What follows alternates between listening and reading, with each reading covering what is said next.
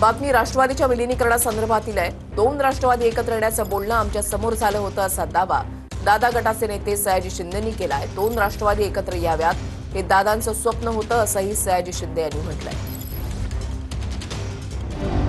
2 राष्ट्रवादी एकत्र येण्याचं बोलणं आमच्या समोर झालं होतं असा दावा अभिनेते सयाजी शिंदेंनी केलाय। विधानसभा निवडणुकीच्या आधी सयाजी शिंदेंनी अजितदादांच्या राष्ट्रवादीत प्रवेश केला होता। आता दादांच्या राष्ट्रवादीतल्या नेत्यानंच राष्ट्रवादीच्या एकत्रीकरणाचं बोलणं झालं होतं असं सांगितलंय।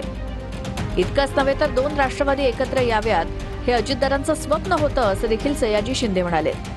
सयाजी शिंदेंनी सहयोग सोसायटीत जाऊन अजितदादांना श्रद्धांजली अर्पण केली आणि सुनेत्रा पवारांचीही त्यांनी भेट घेतली।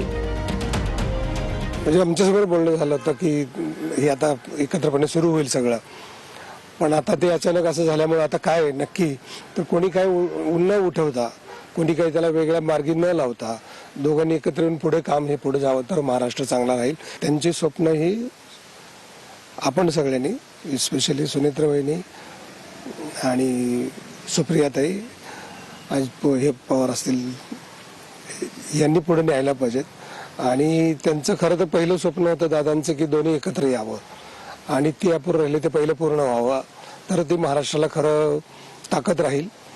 महाराष्ट्राची ताकद वाढायची असेल तर हे दोन्ही पवार कुटुंब ताबडतोब एकत्र आले पाहिजेत। आता सयाजी शिंदे कधीपासून पडद्याआड राजकीय चर्चेत यायला लागले याची मला कल्पना नाही आणि ते समजल्यावर मी यावर भाष्य करेन। एकत्रीकरणाच्या चर्चा अजित पवारांच्या राष्ट्रवादीच्या काही नेत्यांनी नाकारल्या होत्या। खास करून सुनील तटकरे आणि प्रफुल्ल पटेल एकत्रीकरणासाठी फारसे अनुकूल नाहीत।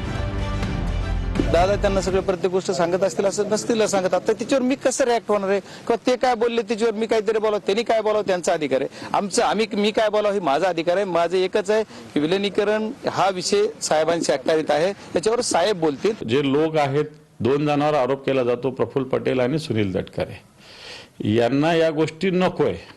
बाकीच्या लोकांना जर बघितलं ओव्हरऑल अजितदादांचा पक्ष तर त्यांना या गोष्टी पाहिजे। शेवटी जे व्हायचं ते होत राहील। काही जण म्हणतात ना बैठका झाल्या नाही झाल्या, तर त्याला ते उत्तर आहे सयाजी शिंदे।